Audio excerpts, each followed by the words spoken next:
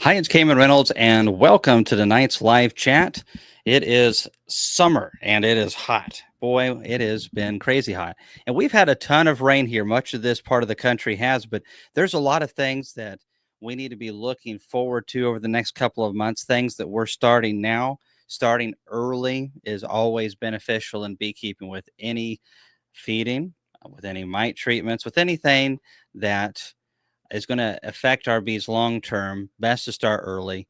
And of course, pulling honey supers, many people have pulled their honey. I actually have not yet. I'm fixing to, I'd say this coming week at the latest. And we've just been doing a lot of different works.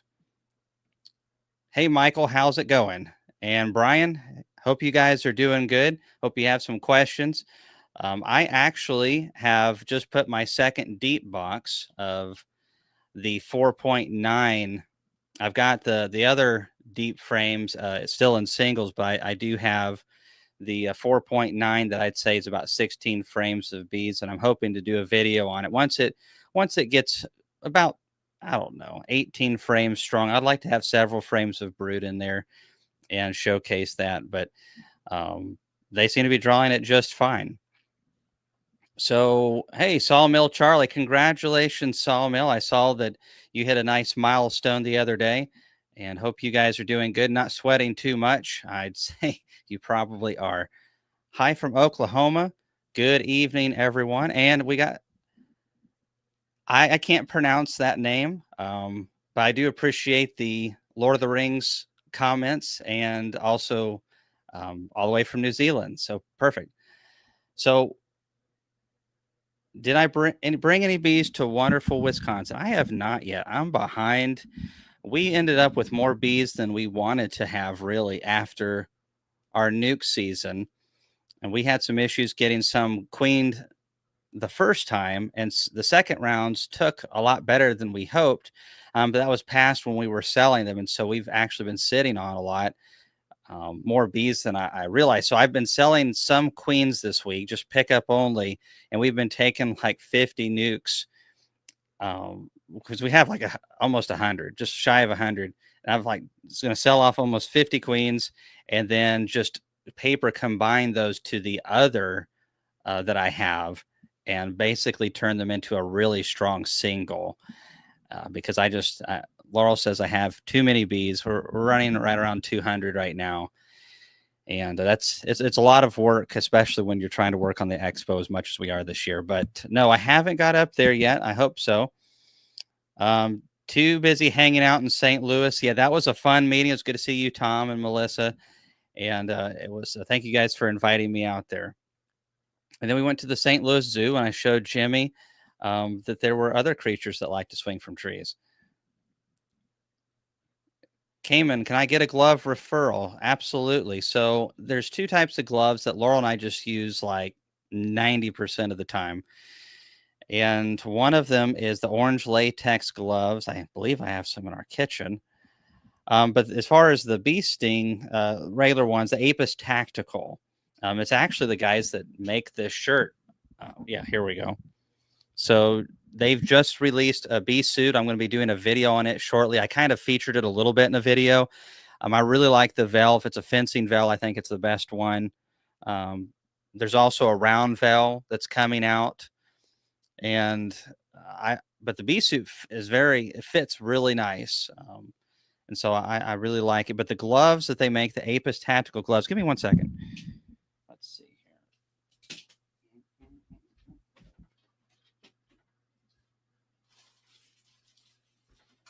I got some gloves for the kids. I just got adult extra smalls, and they fit perfectly for Kathleen. I think they're a little bit, yeah, they're too long on the finger for Jimmy, but he'll grow into them. And I prefer the ones that don't have the longer forearm because most suits meet up to them just fine as they are, and it's just less to have to pull on. But some guys I know really like them going up this far.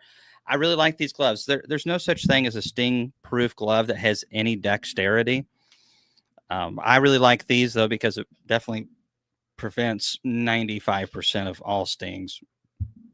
and they're very comfortable, and I don't get sweaty in them.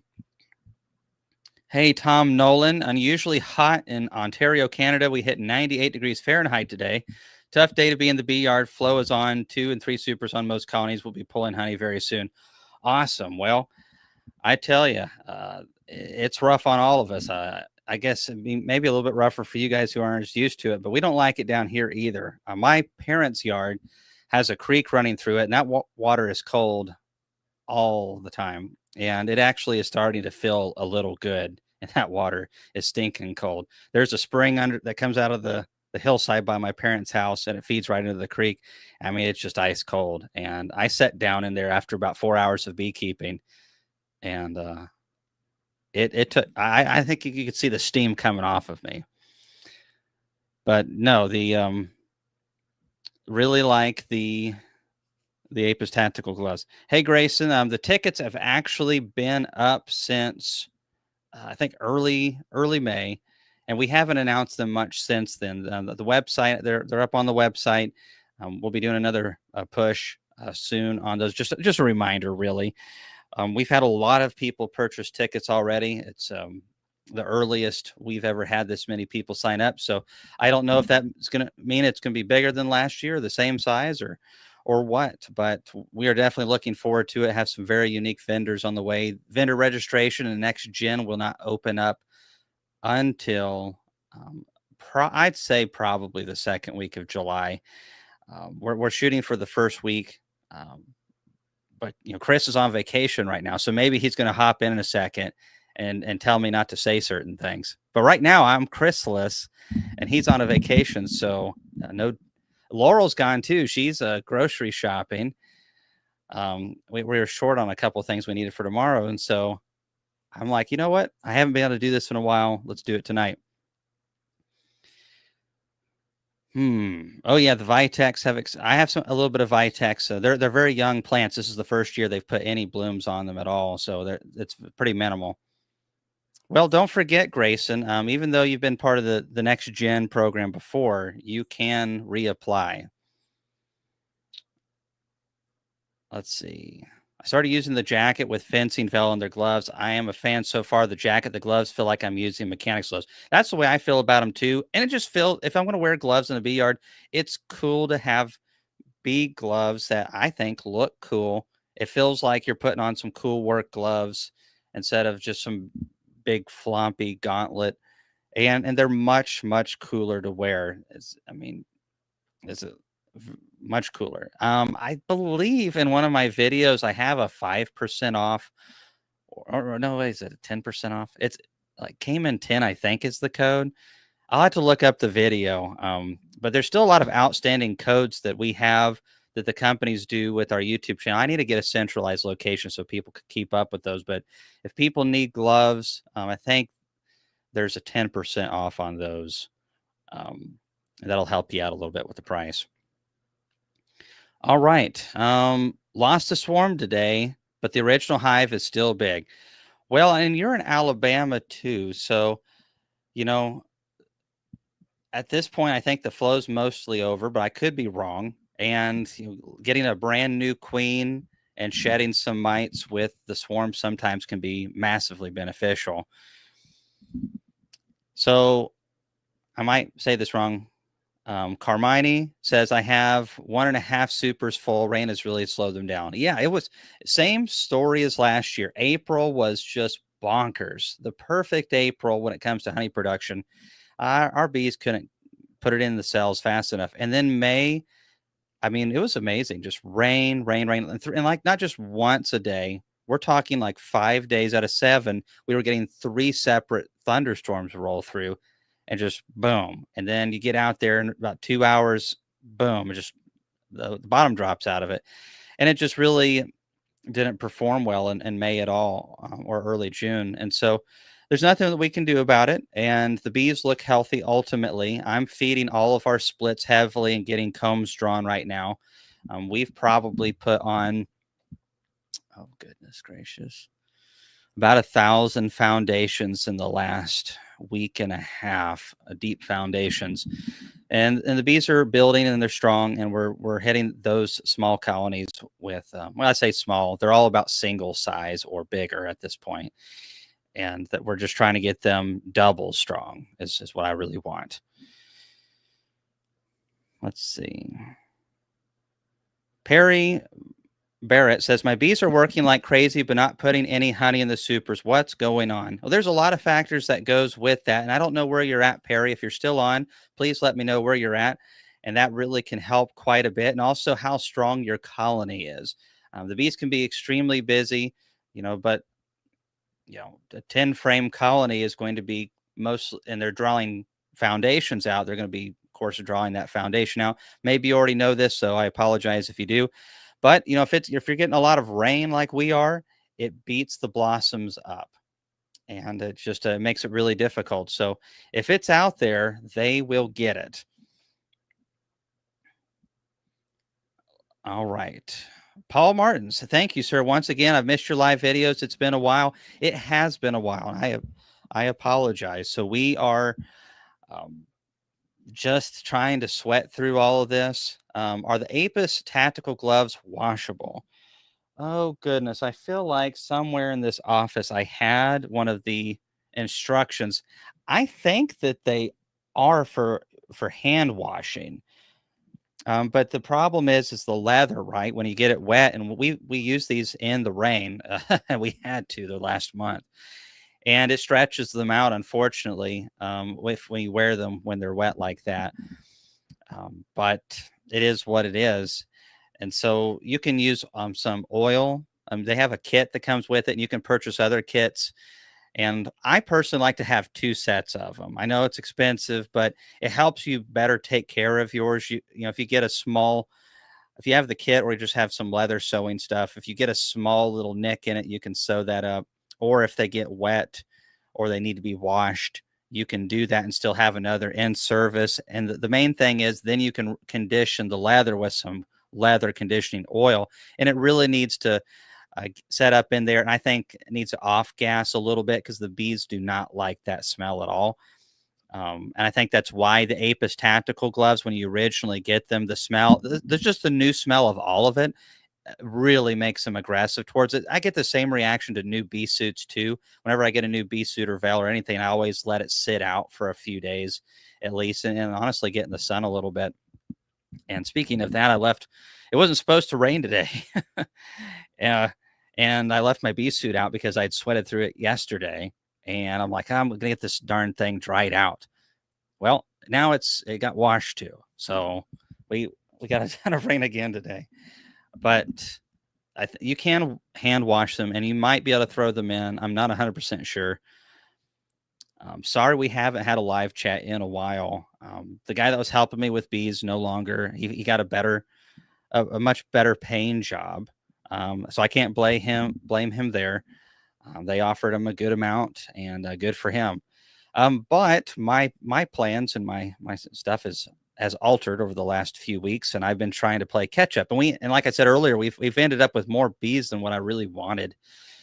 And so we've been trying to sell some queens here locally, and we've been doing this a ton where we 2 5 frame nukes. One of them is a really strong 5. A lot of times the other one will be 3 to 4 frames, but between all of it, we'll end up with about 6 frames of brood at least.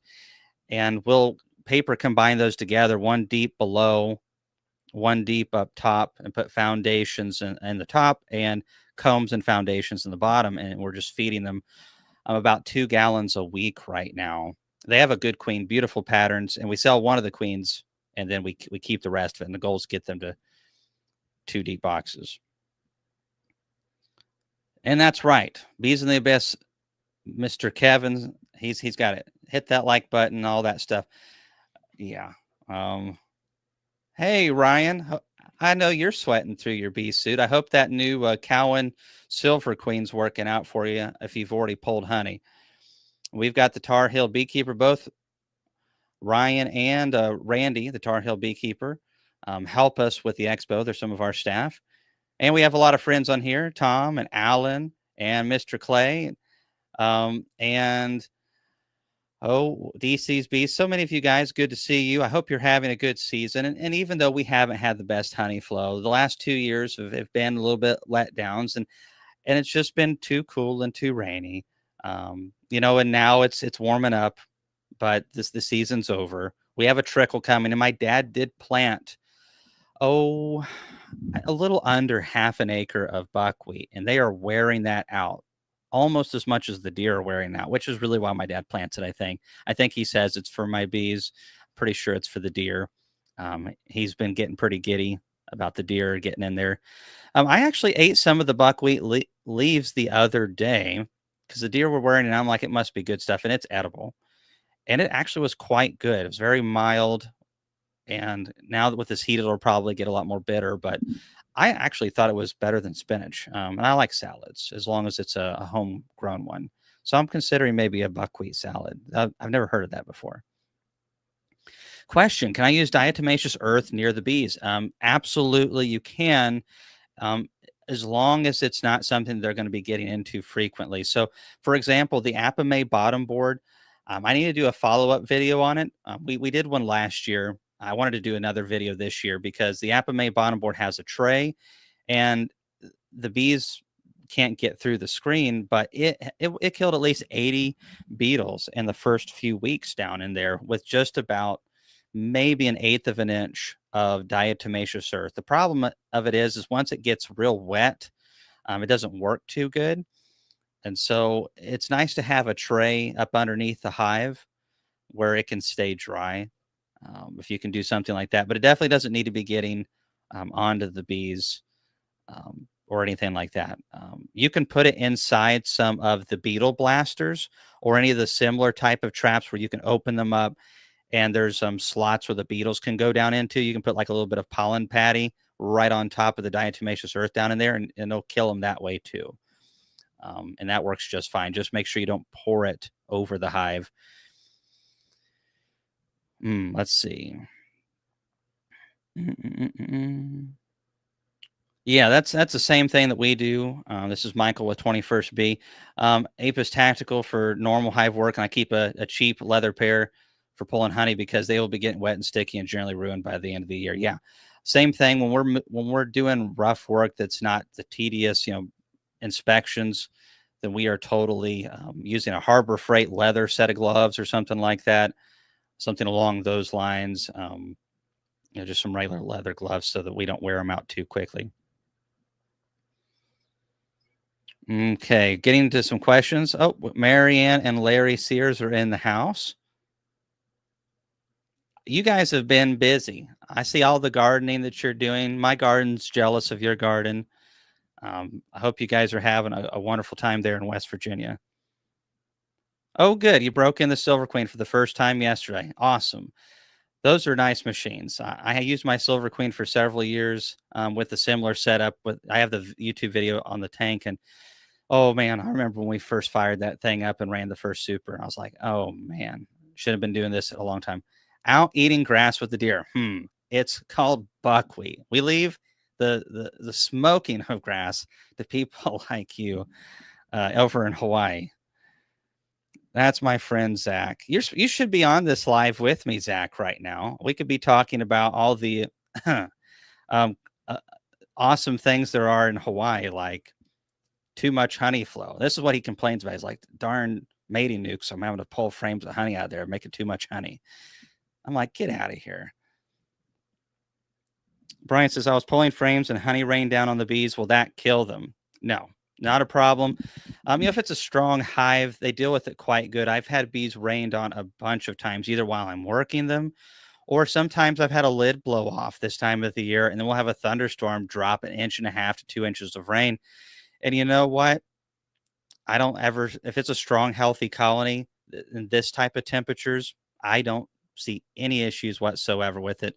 Bees are pretty resistant, to that. Now, if they're weak and already on the ropes, um, I'm sure it's going to hurt them. And then, of course, if it's really cold out and then they get rained on, that's a different story. But this time of the year, if I had a hive get rained on that was a healthy hive, I would just be like, well, I bet they enjoyed that. And I throw the lid back on and wouldn't worry about it. This Cayman guy sure drones on and on. Well, Somebody is on vacation and isn't able to keep me on point. So I don't know who that is, but what a bum. Hey, DC's bees. Yeah, we are I am trying to find my way to an equilibrium. I am spending more time with the kids, and we've had a lot of fun. We've got a trip planned to the uh, Creation Museum up in Kentucky, and then we're going to see the Ark, and then we're going to go see some stuff up in Wisconsin, and maybe we went to St. Louis. So I'm trying to invest a lot more into my happiness, which is seeing my kids happy, and throwing some ball. And we went and swam the other day, and so I'm really not working 7 days a week anymore, and it makes it harder to do as much stuff though when you don't work 7 days. I mean, and Chris is on vacation too. Tell you what, but I am trying to gear my bees back. I think we're going to try to sell off more bees and go down to 100 production colonies. That's where I really want to get to, is 100 production colonies, and then have about 30 to 50 nukes off to the side. And I would love to run more colonies than that, and that's why it's been so hard to gear back so much. And we did do well with our splits, a little too good. However, the conference is a little bit lesser because of having so many bees. And the YouTube channel is also lesser because of having so many bees. I just can't focus on the videos for trying to keep up with swarming and feeding bees and all that. And I don't have any help for that. Laurel does help me for sure, but it's not near as often. The kids just, Kathleen's a teenager. She built some bee equipment, her and Jimmy, the other day. I paid them a little bit, not a whole lot, but whenever they invest energy into the business, we pay them a little bit for that. The household chores that's you paid.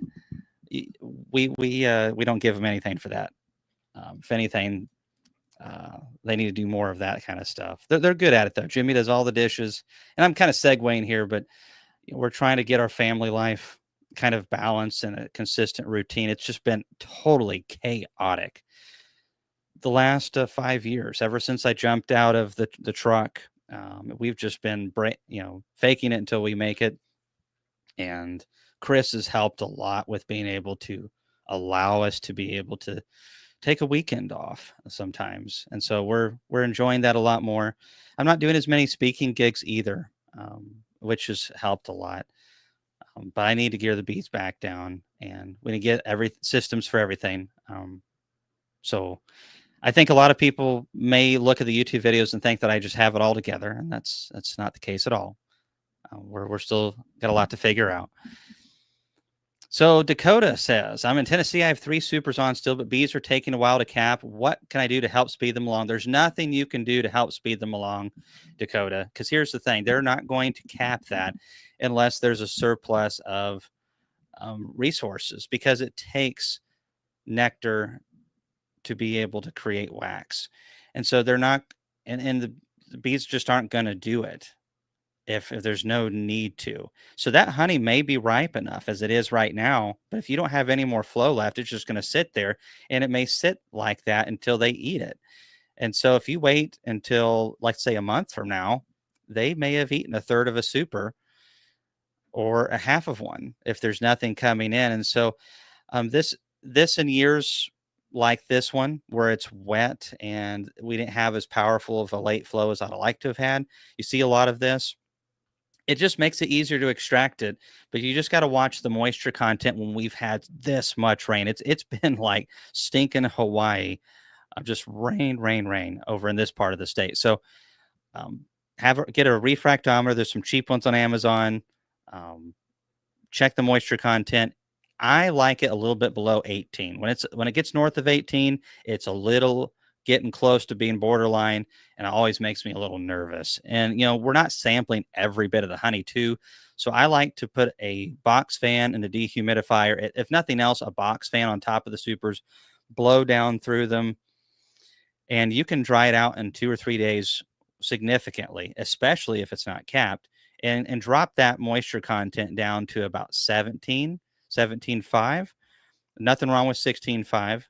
Don't want to go much lower than that though, or it's going to be a pain to extract. And so that's what I would do. I'd go ahead and yank it off, and you can leave maybe one they haven't finished, extract the other ones, and do the rest later. But yeah, there's nothing you can do to speed that up unless a flow can kick in. Well, so far, yes, we've had a lot of rain. The plants look massively healthy. So I'm hoping that we can just get enough consistent rains through the summer so we can have a good, nutritious fall flow for the bees. That helps so much. Yeah, get back to your vacation, Chris, and quit annoying us. Packing queens up. Well, send me some more. Hey, Cayman, did you get your screws from John Hill? Yeah, and of course I had my own screws, and we debated doing the video because we say these videos tongue in cheek, the stuff we say in them, and then some people, they're like, yeah, that company should have known better than to have sent that without the screws. I'm like, I ordered 100 lids. That This is the only problem that I had out of 100 lids. Actually, is really good.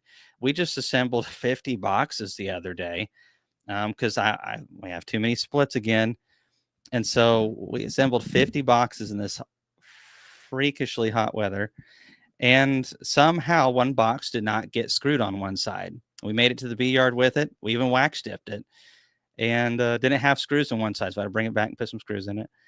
And so these things happen, and so I almost didn't make the video because I knew it would open up some scrutiny for Hilco, but they deal with so much volume. And John and I are good friends, and he just sent me a whole box just to be a goofball. He knew I didn't need the screws. Um, but yeah, I got a whole box of screws. So it's great. Now when I'm building some pallets, I will have plenty of screws for them. So thanks, Hilco. Um, you know, we just have a good time. I'd love to have more companies that were willing to joke a little bit more around and not be so serious and uptight. Most of the companies I do business with are very uptight, and it's their business. They can do whatever they want, but then they get upset when they see the other companies getting good publicity, and I'm just having fun. Like, I would do it with Better Bee, or I would joke around with Man Lake if I had somebody to do that with. You know, I will say though, I've had good conversations with Man Lake over the last couple of months. The CEO flew out, and we had a conversation. The company was sold back around the first of the year, is my understanding, or was in transition of being sold. The CEO is still the same though, just some of the, you know, some dynamic changes there on who ultimately owns what. And it gives Rob and the rest of the guys more control over Man Lake, and I think it's a positive thing. They're working on some interesting projects. Oh, hey, Laurel, you're back. Surprise. You've been watching me? You're always watching me. I'm not surprised. I can't get away with anything. So Man Lake they sent me the first one. Oh, hey, wait a second. I got it in the office. I'm very excited about this. Anyone who's listened to me talk about bee suits on this live chat has heard me whine about this probably.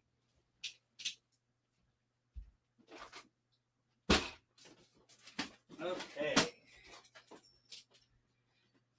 And so they didn't have any size smalls in, which is, yes, what I wear. It's a small jacket. A medium can work, but so we've got the round veil that I just love. The visibility is so nice, mounted, and it'll zip into a vented jacket. And so this to me is very exciting. Well, if I can find the other side of it. There we go. And so I'm very, very, very excited about a round veil on a vented suit and a vented jacket.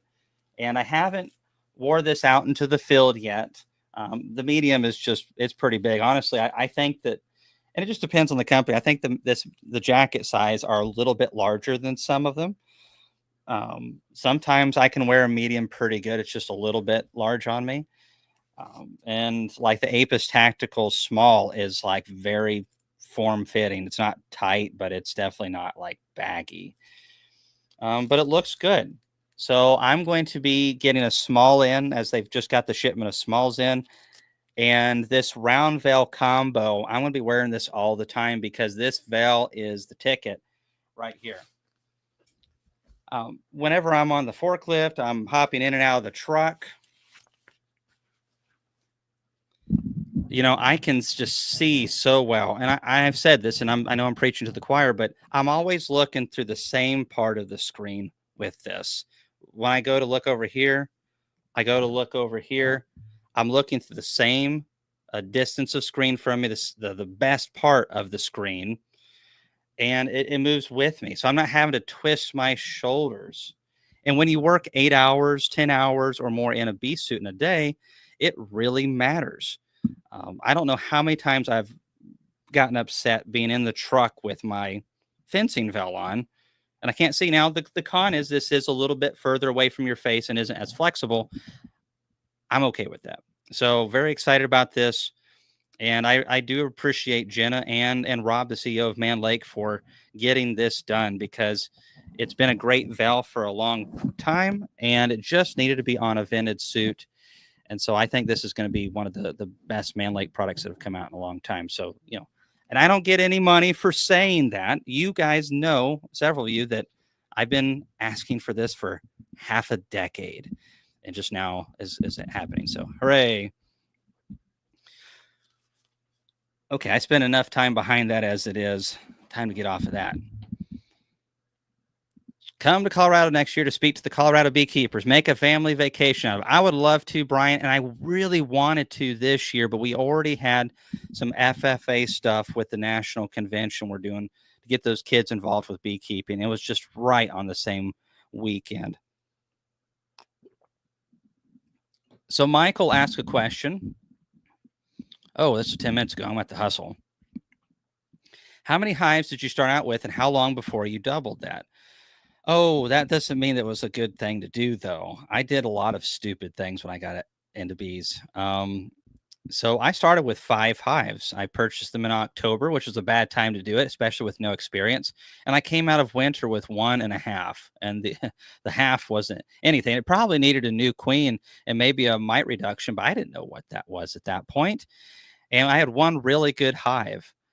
Um, and it swarmed on me and I caught a massive swarm, and luckily enough for me that they stayed in the double deep I put them in. I had to put them in a double deep, and between the original that swarmed out and the swarm, I ended up with about 2 medium supers, which that was the first honey crop that I ever had. Then I purchased some packages that year. The problem was, Michael, is I wasn't good at keeping bees successfully. So I could purchase bees and double my operation, but it wasn't buying bees every year is it's not profitable. It's not really keeping bees. Somebody else is keeping them. And so that's what I was doing for many, many years. It was probably 10 years after I was into beekeeping that I actually started not having to buy bees because I started buckling down on mite control, keeping the bees constantly in food, and keeping young queens in there. But I was reading a lot of nonsense about how just let the bees be bees, but those guys like to talk about that, but they don't talk about how nature works. And it primarily works by killing off tons of the unfit ones or the ones that make poor decisions. And by doing so, it does breed for better bees. But there's always going to be a lot of death and there's going to be things that happen. And so I really don't want to have anything higher than 30% losses throughout the entire year, which is we're between 20 and 30% losses now throughout the entire year. Sometimes it's a queen issue. And they swarmed and a queen didn't come back to the original colony. We tried to requeen it. They didn't accept the queen. Now the bees are so old, it's just not worth fixing. That's a loss. We have a lot of those. And then sometimes bees don't overwinter. They weren't able to get a strong enough cluster. Maybe we didn't take care of mites good enough. But people say 30% came. Oh my goodness, that's a crazy number. It's very sustainable if you're good at splitting bees and making new queens or purchasing some good stock. And so we can triple our operation in a year, no problem now, easily. So 100 colonies turns into 300, I lose 30%, I've lost 100. I'm still double of where I was. And honestly, that's where we make most of our money, is on selling bees, because it's a lot more consistent than selling honey. And I think it's less work, than the honey, all the individual cells and stuff. So I started off incorrectly. The main thing is learn how to be sustainable, control and know your mite loads, or they will control your operation, your future outlooks. Even if you're someone who's wanting to do all the genetic stuff, you have to know what's going on. Well, otherwise, you're not even selecting for anything. And you could be taking your good colonies and having all other colonies collapse and contaminate them. And so we definitely don't want that. But don't let your bees suffer to low nutrition. Not every year is created equal. Some years very tough on all bees, and help them out. That's what we're supposed to do, is just assist. And so if you can do a good job with that, you could have 3 hives. And if you're really good at it, you're going to have to sell bees, or you're going to have to expand your apiary. Focus on that. And it doesn't happen on its own. I mean, you have to be very deliberate about it. And it makes beekeeping quite fun. I think a lot of more people, smaller beekeepers, should be selling nukes. It would definitely help pay for some of the expensive beekeeping, and probably cut down on some of the swarming too. Kenny, I do need some help understanding why quality of queens is considered different from walkaway splits, grafting, swarm cell queens, and supersedure splits. Well, not always. Walkaway splits really have to have a strong colony, because it's going to be a very long time for we go from point A to point B. Point A being when we make the walkaway split, and B when we have a queen laying, and then her brood is emerging and the colony is beefing up. The problem with any emergency queen is that sometimes they will raise from older larvae in their emergency, and we've seen this over hundreds and hundreds of colonies. So we've seen it. Not all colonies do this. When we pulled queens last week to sell, and some for the vaccine trial that we're doing with Dallin,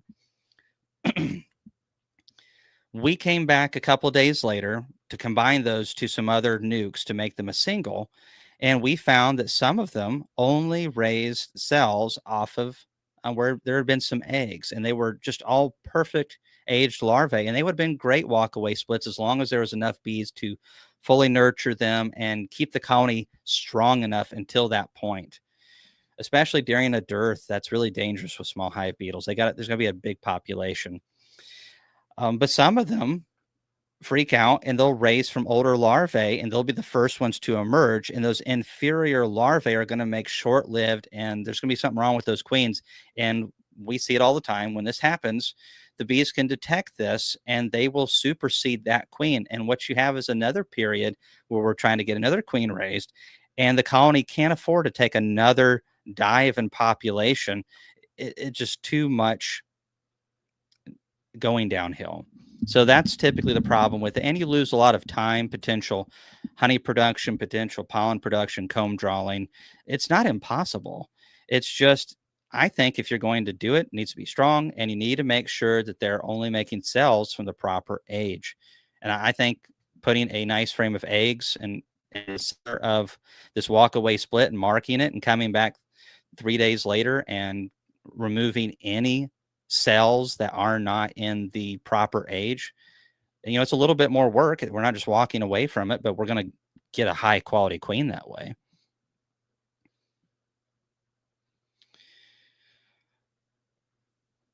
Oh yeah, screws are expensive. 21st bee, 100%. Hey Edward, hope you're doing good down there in Arkansas. With the honey flow going, it looks like it's going to go late into fall.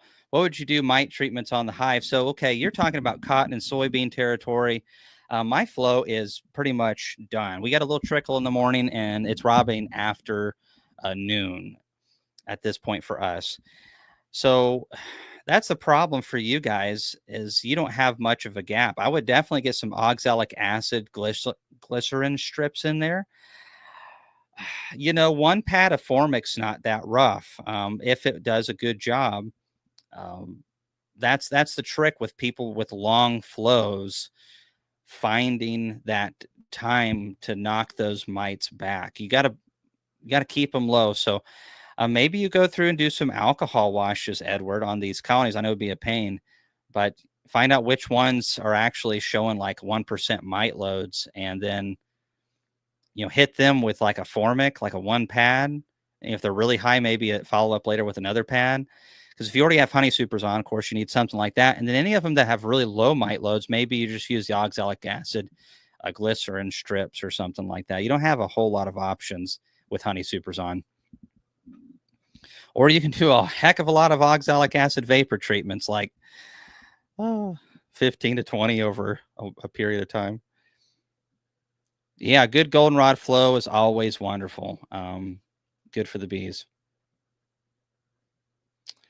Yeah, of course, Facebook. I've been having problems with the app on my phone. I sent Laurel a message like 2 hours ago, and I was like, "Are you okay?" Because I didn't hear anything back from her, and she hadn't even received it yet. So maybe after they've made a few more billions, they'll be able to get it working. The suit that I was holding up was a Man Lake suit, actually. I haven't done a featured video on that. Both of them are really good options, and this is all super exciting to me. As we see more innovation and better options, it's going to put pressure on all the bee suit companies to one up each other, and that's what we need.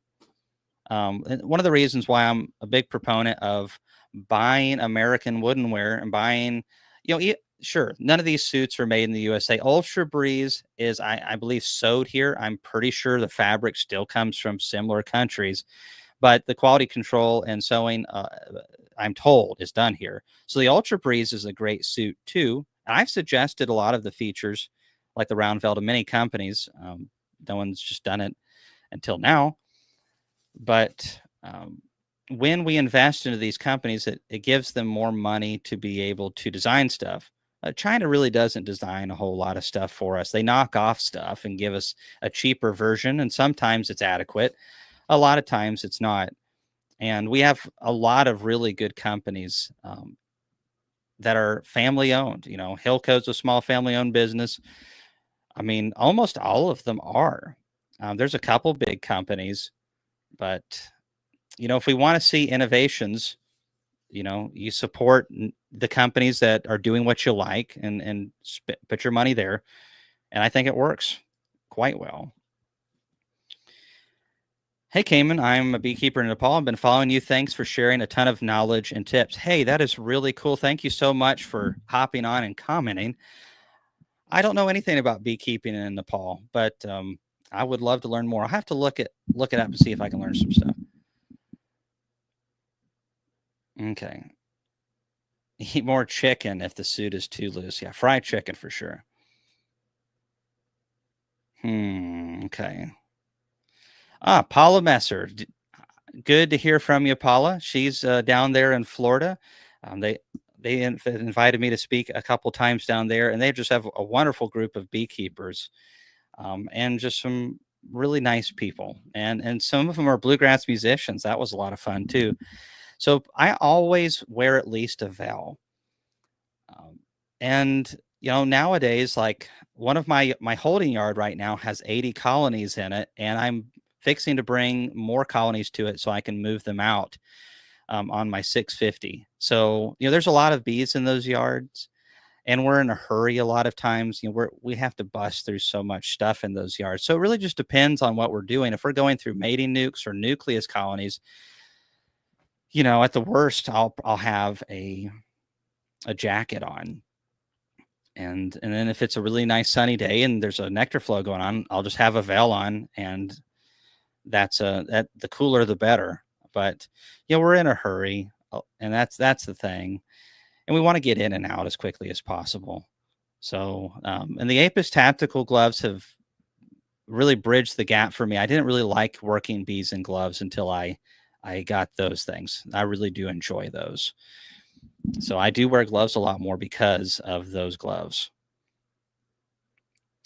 So Ryan says, when can we buy that new jacket?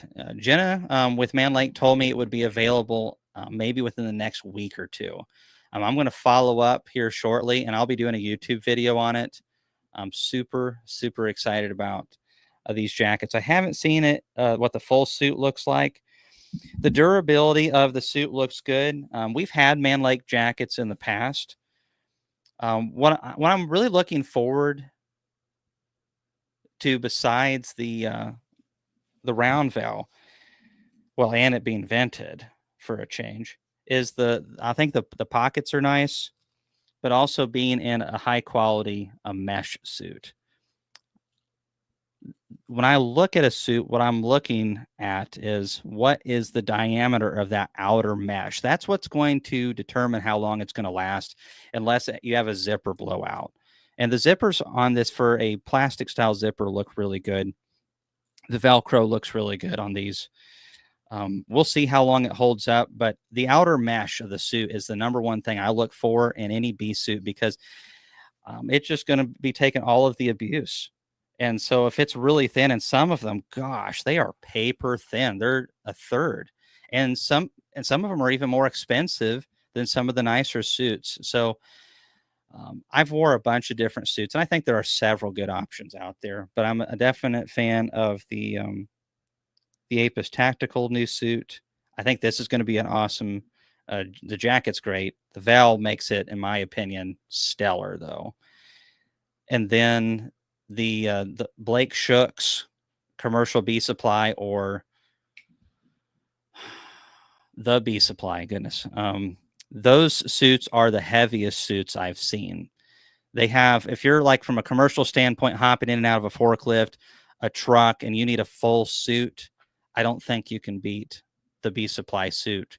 It is super durable. I've put more hours in the last year in mine than most hobby beekeepers will put in 10 to 15 years. And it still is working. The main thing with those metal zippers, though, is you've got to lubricate those things. That's what's going to destroy your suit first, in my opinion, on a Shook suit. But I hate the valves in them. Those valves suck. So pros and cons, pros and cons. And then you got really cool looking ones like the Foxhound suits. I haven't ever owned one of those, but I've heard that they're really cool looking, and people like them. Okay.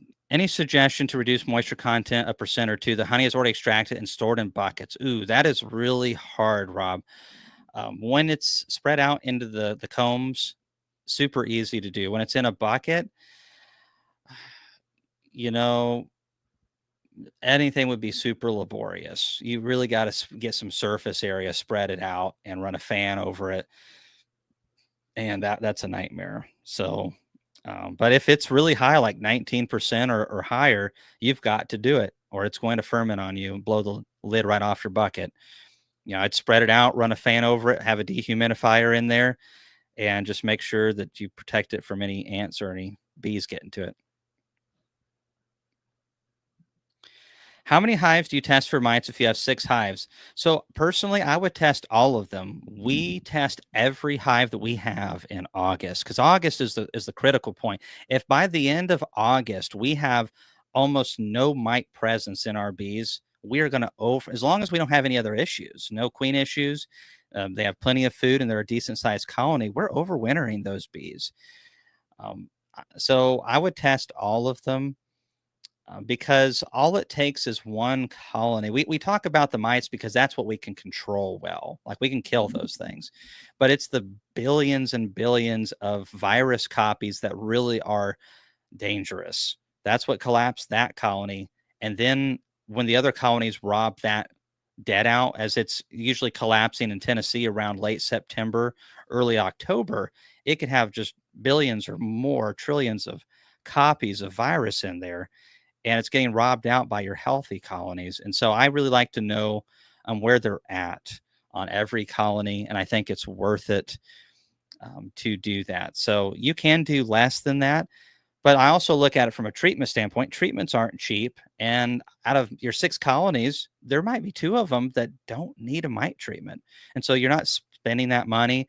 And the mite treatments do affect the bees. Some of them it's very slightly, but it is definitely better not to have to, if you don't need to. So I think it's worth it, because even the natural treatments, formic or thiamol, or even oxalic acid strips up against the combs, are going to cause some dead brood, um, or just a lack of production because this off gassing of the thymol and formic is going to slow the queens down. So, you might wash and not need it. And, it's the tray one way or the other, you're going to be killing some bees. And the powdered sugar method doesn't work very good, and it kills those bees too. It just takes a few days for them to die. So the powdered sugar method isn't all that great, in my opinion. Honey extracting stinks. I would rather grow and sell bees. We just gave a presentation at Missouri State on this topic. Well, and it's more consistent too. You have some good years that are just phenomenal honey years, and even colonies that shouldn't make honey make some honey. And then you have years like this one, and last year, where it's just average, at least for us, and really below average. And you're just like, all that effort of extracting, bottling, designing the label, delivering it to the stores, and then storing it, and all the equipment that it takes. So, that's a lot of it. Extractor, ideally a bottling tank or a bottling bucket. And then if you make a lot, you have to have buckets, or you have to have, barrels. And then how are you going to move those barrels? And you do have a clarifier to make it easier. Honey is expensive on the assets that you need to make it convenient. Making nukes is okay. We're going to go into one of our strong colonies before the honey flow, and to keep it from swarming, because that's going to cost us money and honey, we're going to go in there and we're going to pull, if it's got 8 frames of brood, we're going to pull 4 frames of brood out. And we're going to put 2 frames of brood over in this nuke box, 2 frames of brood over in this box. We're going to put some foundations, and we're going to feed them immediately. And then we're going to either purchase a queen from somebody, or we're going to have our own queen cells that we're going to put in there. And if we can get these to be accepted, $200 something a piece, I don't have any crazy assets. Obviously, I did have to buy frames, and I have to buy a nuke box, but that's built into the price. And I don't have to have a certified, well, if you get it to a certain size, you have to have an extraction house. And that's the crazy thing. It's like, people are like, well, why don't you just put in a nice big extraction house? A decent one, especially right now, tens and tens and tens of thousands.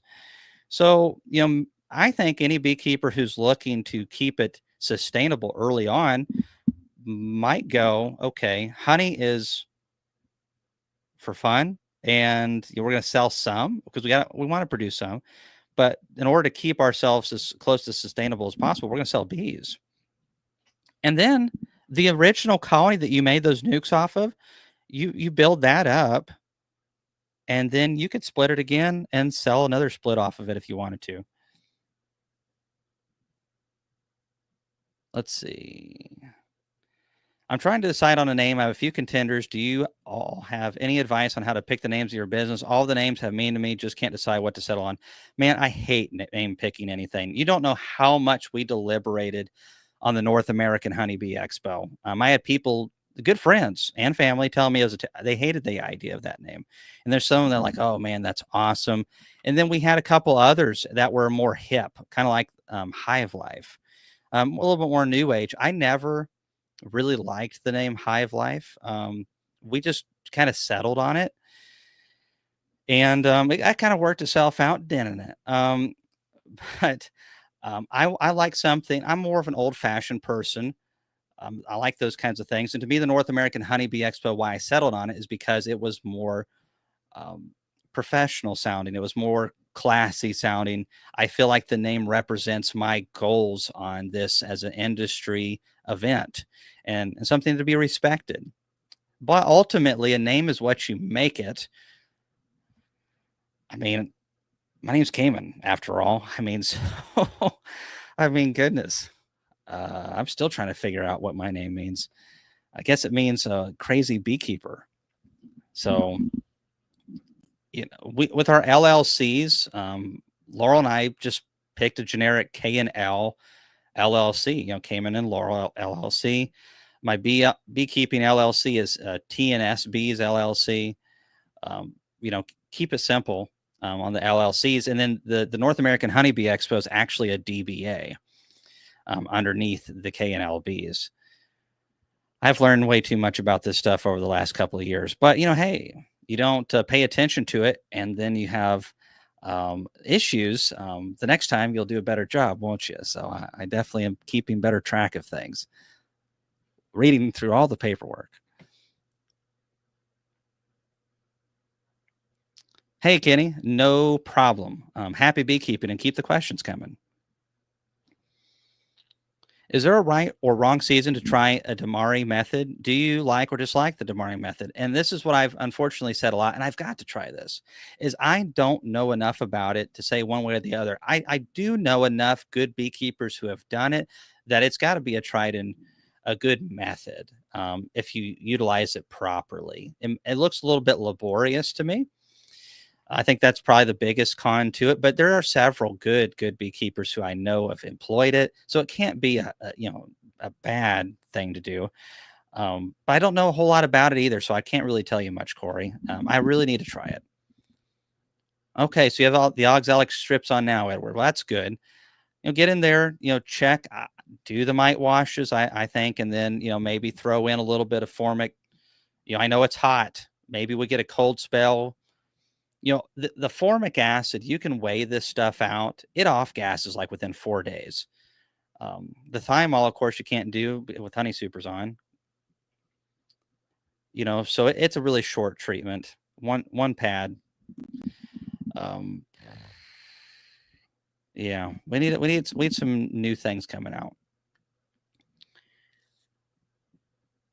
Mm-mm-mm. Let's see. Going through some questions. Hey, Landon Nielsen. Hey, I opened up a 5-frame mating nuke yesterday. Was hoping to collect a freshly mated queen, but what I found was 15 or so freshly hatched queen cells, and it ended up catching 7 or 8 virgins. Well, isn't that just beekeeping in a nutshell for you? However, hopefully you'll have good success with those. As you know, Landon, I always have that happen once or twice a year with as many hives as we have. We'll find a hive that's in the middle of just releasing a ton of virgin queens, and they're just so healthy and so big. If you can get those mated, you'll just have wonderful queens. So I hope you have really good takes on those. And it's sometimes frustrating, but also can be really fun. I don't know. I've probably had between a dozen and 20 virgins this year that I've caught at some point, and I've just thrown them into a split or a queenless colony. Sometimes, like especially during the honey flow, this is easy to do. If it's the dearth period, you're just signing their death warrant. But if there's like a good honey flow going on, I'll take a virgin from another colony if that hive's queenless and the first queen didn't take, and I'll throw a virgin in there, and then I'll shake some of the nectar out of a comb on down in there, so they're just so busy cleaning that up, and she's running around, and that works so many times at getting that colony a queen right. You try doing this in the dearth period, and it's very, very, very hard to do so. So much easier to get queens in during the prime part of the season. That's why I urge everybody, make your splits when it's easy. It's not that you can't do it later to a degree, but get your queens made, introduce your queens early, plan on those issues when it's easy. And that way you're not really fighting against nature. And I used to raise queens all the way into August, and I just don't even do it anymore. It's just not worth the headache and the trouble. It's a dearth period. They don't want to work.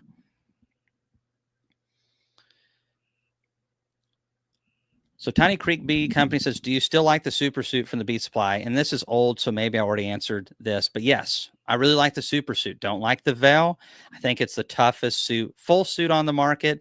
I think it's the best design suit for, especially for commercial beekeepers who are moving bees, or if you really want full protection, it is it. It's got a really thick mesh on the outside. It's got reinforced knees and reinforced just all the areas that are going to see the most abuse. Is a durable suit. Just lubricate that zipper. That's the main thing. It wants to corrode through sweating in it.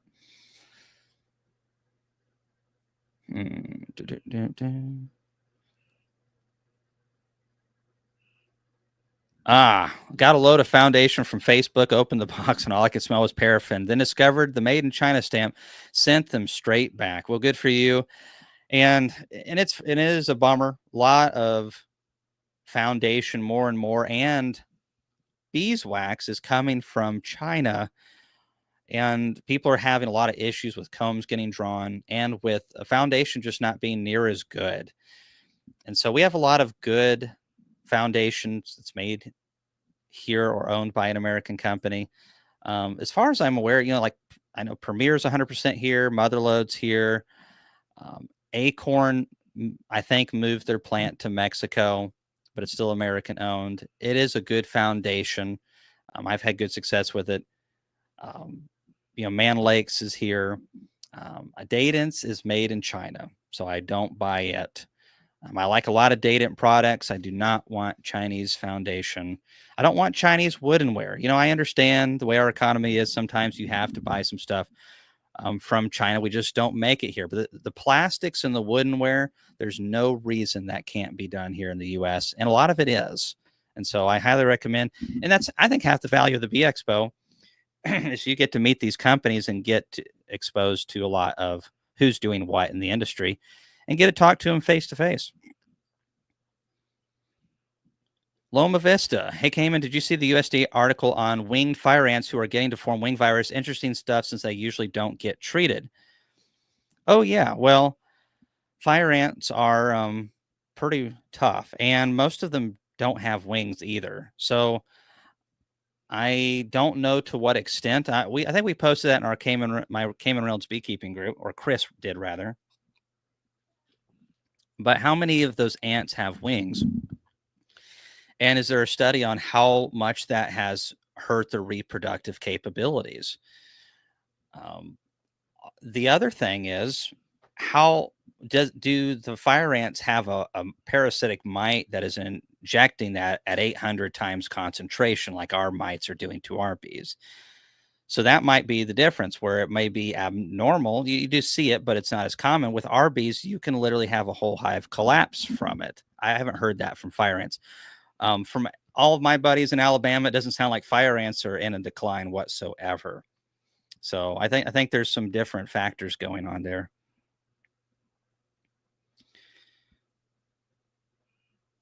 Kevin, I don't know anything about the serum sickness. Never heard about that before. So I hope that he recovers fully and feels great. I doubt honey will do anything to help that. I mean, honey is healthy as far as the sweetener goes, but as beekeepers, I think we're a little bad about this. And this isn't a very popular thing that I say, but we talk about honey like it is just the biggest superfood on earth. It's not even close. It's not. I think it's the best sweetener on the planet, but it is not laden with just tons of minerals. Most honeys have very little minerals. There is some minute stuff in there that is very beneficial, but like 98% of it, if you don't count the water, is natural sugar. And so it's an energy source, and it digests good. It's in a wonderful form to be digested. But a lot of the allergy benefits that we profess and stuff just simply aren't so. If someone's allergic to ironweed and all of your honey is spring honey, it may help them boost their immune system in some other ways. But if it's not going to keep them from sneezing against the ironweed, you know. And so I think we have to be, you know, when people come up to my booth and ask me if this is going to help my allergies, I tell them probably not. But, that's just me because it likely will not. But it is a healthier sweetener. I think sweet potatoes are probably just as healthy as honey is if they're homegrown. Super healthy. And if I'm in there's no food and I have the option of sweet potatoes or honey, I'm gonna have to go sweet potatoes. You can live on that. Now pollen, that's a superfood right there, and the propolis. Very hard to get out of your teeth.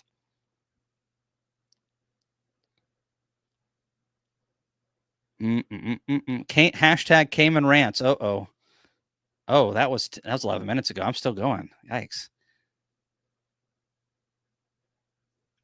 Yeah.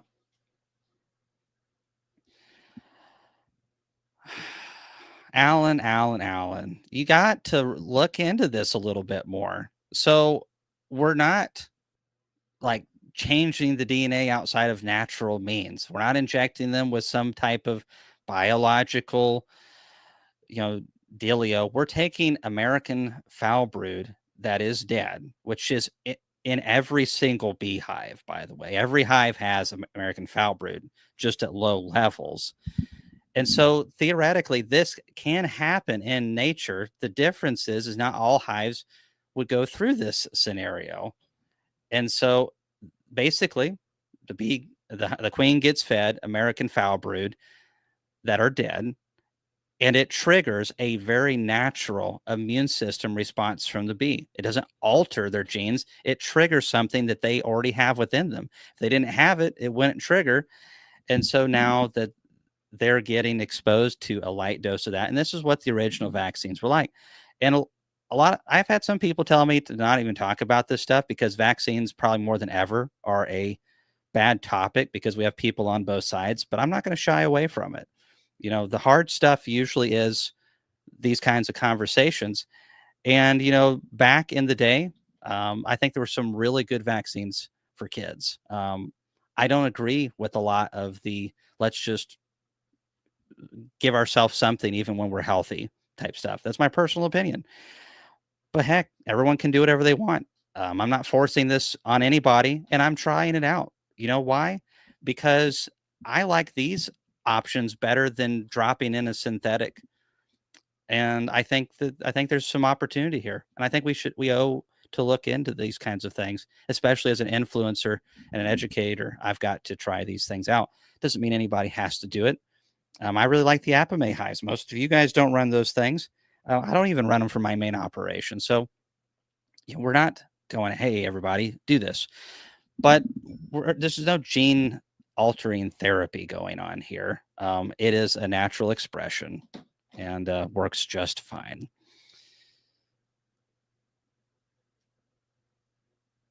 You know, and it's not like a big multi-million dollar company that's doing this, that's trying to nefariously change the industry or something bad like that. You know, I know several of these guys, and they're just trying to do good work and help the bee. And the exciting part about all of these new things, you know, some people, especially people who lean more towards let the bees just do whatever they want, they're like, you know, you're stupid for even entertaining these ideas. I think you're stupid not thinking about it, at least because have you studied what happened when Varroa came over here? Have you studied who got out of the business, how many companies we lost, and how much our entire industry crashed when tracheal mites and varroa mites came? What do you think is going to happen when Tropicalaps comes? A third of the trade show might be gone, maybe half if Tropicalaps lands this year. It hopefully it doesn't, but that's the level of problems that Tropicalaps could be. And most of my friends that are in this chat might stop beekeeping. And who knows? So these things have already happened before and will probably happen again. I want to do whatever I can to try to have natural things that are going to help with that. It's a serious problem, Tropicalaps, and who knows what else is out there. And so we can't just expect the bees just to fix things themselves. There's too many things that are extinct and almost there because they didn't figure it out. Okay, ran over. Whew. See, Chris, this is what happens when you go on a vacation. Was watching Cayman's queen mating nuke videos. I set up 3 this morning and installing queen cells in the AM. What are your tips on adding that full nuke to an existing colony once the queen mates and lays well? So I really like it where, if possible, she has emerging brood. That means she is at a great position. It takes several weeks of laying before the queen settles down. Her physical behaviors change from an early queen to a mature queen. Those characteristics signal to the other bees that she's a good one, especially when you're combining bees together. A newspaper combine is really good, but if you want to be extra careful, you can put her in a queen cage for a little bit of extra protection. It could be a push-in cage. It could be a regular queen cage. I have very good results with it. I also want to feed these colonies if there's no nectar flow chicken for eggs. So if you have a nectar flow going on, everything's easier. And so, but if it's a small nuke, like we're adding only 2 frames of brood and a frame of food with that queen, and you're adding it to a double deep in a dearth period, I would want a cage with it. But if it's a good time of the year and it's going into like a little nuke, like another one that's like 4 or 5 frames strong, and they're in a healthy position themselves, they're not a bunch of old bees that are nasty. It's a lot easier. The newspaper does a good job of providing a little bit of time. Just make sure that, especially in hot weather, you leave a gap up top so they can breathe and also get some of the heat out of there. If it's extremely hot, put another lid on top of it to keep them cool. And make sure that you're feeding them if there's not nectar flow. It really helps a lot with it. But most of the time, I don't use a cage unless it's like I'm introducing them to something that's really, really strong dearth or it's really old bees.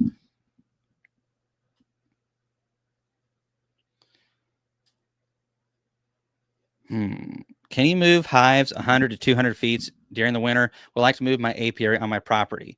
Totally. So Anderson Homestead, even in this time of the year, let's say you're looking in the weather forecast and it's going to be 3 days of rain.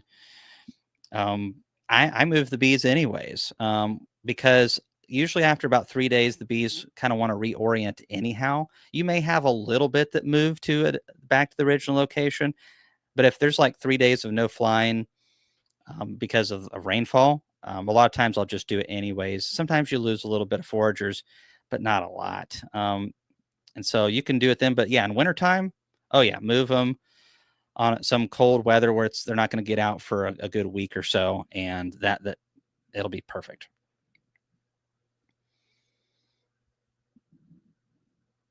Let's see.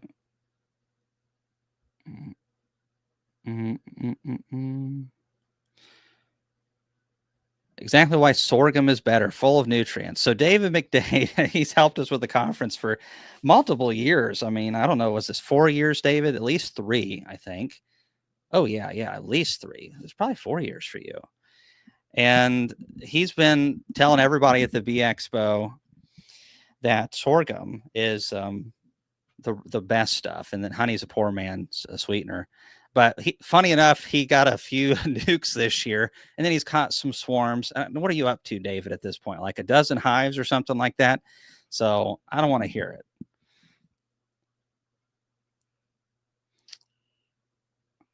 Hey, Bonnie, great question. Actually, I am going to be testing the Naroa mite control syrup that works by, I think, altering RNAi in mites. And yes, it is. That one um, is an RNAi product. I'm learning more about it. We're going to try it out. I have some buddies that have had some really good results with it. It's very expensive. It does not do anything to the bee. It's something that some mites already have in their system. Occasionally there's some mites that just aren't able to reproduce because they express this, and so they've cultivated it, and now they have it. And it's been around for a long time. Just the delivery early on wasn't good, and then the company changed hands once or twice, and now this new company, Greenlight Biosciences, is taking it up the rest of the way. And they have done multiple trials. I'm going to be trying it out in a different way, and I'm looking forward to it because supposedly it can suppress mite growth for up to 18 weeks. There's no mite treatments. Obviously, there's nothing that gets in the wax or in the honey. It's all natural, as far as we're not dropping synthetic compounds that are going to stay in there for like 40, 60 years. And so I am going to be trying it out. I hope you're doing good, Bonnie. I know that you had your injury, and I hope that you're recovering very quickly from that. Stop doing backflips so often, and maybe you won't have that happen. But I got some begonias outside on the porch, and I thought about you because I know you like to grow those. I hope you're doing good.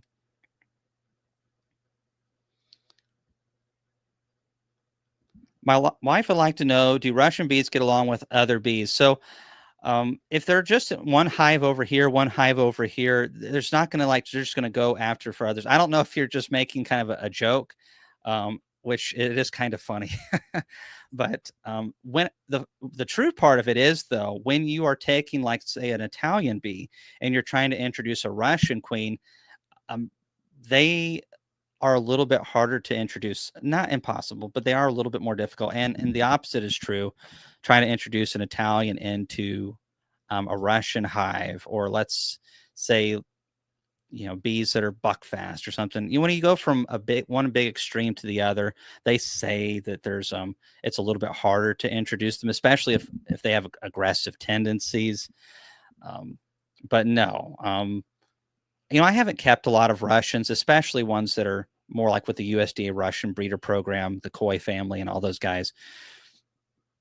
They are very they have tendencies that I'm not used to managing. I know guys that do very good with them. I'm happy with what I have, more of a Italian Carney mix. Yeah, they really should have Happy Grandma, 100% agree, and that's what I told them early on. But because of the way that the law is written, because they're not even injecting anything, um, it's it's just the way that it's written. They have to do that, and they would love to not have to, but they have to. Um, I don't think so. We need some help over here. Oh, we got some Bee Expo work to do.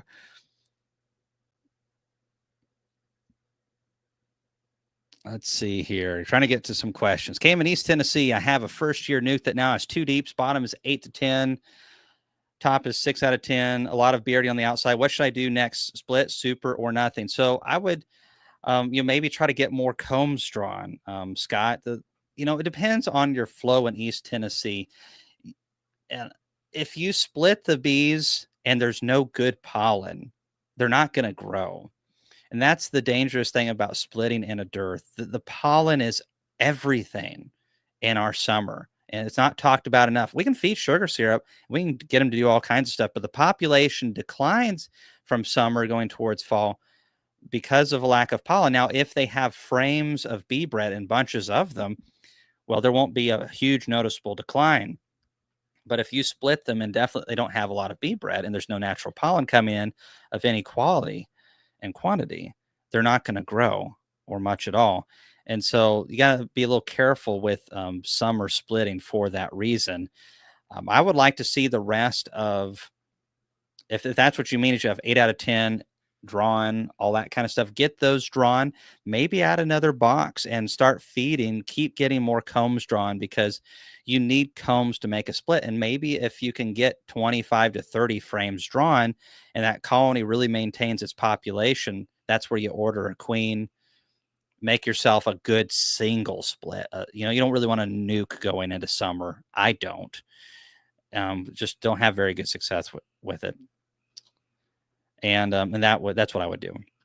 David's at 17 hives now, and another sucker was born. Well, good luck, David. That's a lot of bees, man. It'll keep you busy, keep you out of trouble. Not this Bee Expo, but the previous one. If you went by the merch booth, David was the crazy guy that had a broken leg, showing off again. Oh yeah, Gus Mitchell. He runs bees that are definitely a lot more Russian than anything else.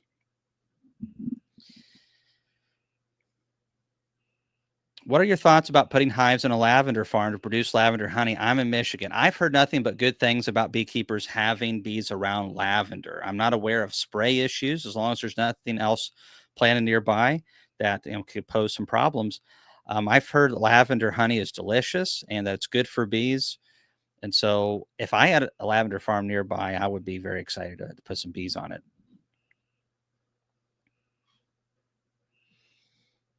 Mm-mm. Oh, wow. I think I've caught up. This is amazing. So I got some things to talk about. We'll have our youth program, and if you're a company on here, in which we have a couple of them in the comments, we will have company information within the next upcoming 2 to 3 weeks. where companies will be able to start registering for the conference. Just putting this out there, we are not going to have any increase in trade show space this year. I'm not sure that we really need it anyways. Um, I think it's going to be good, and we really want and have always tried to shoot for quality over quantity. We could have another 100 vendors easily at the Bee Expo if we wanted to, but they're mostly, just knockoff companies from China and Pakistan.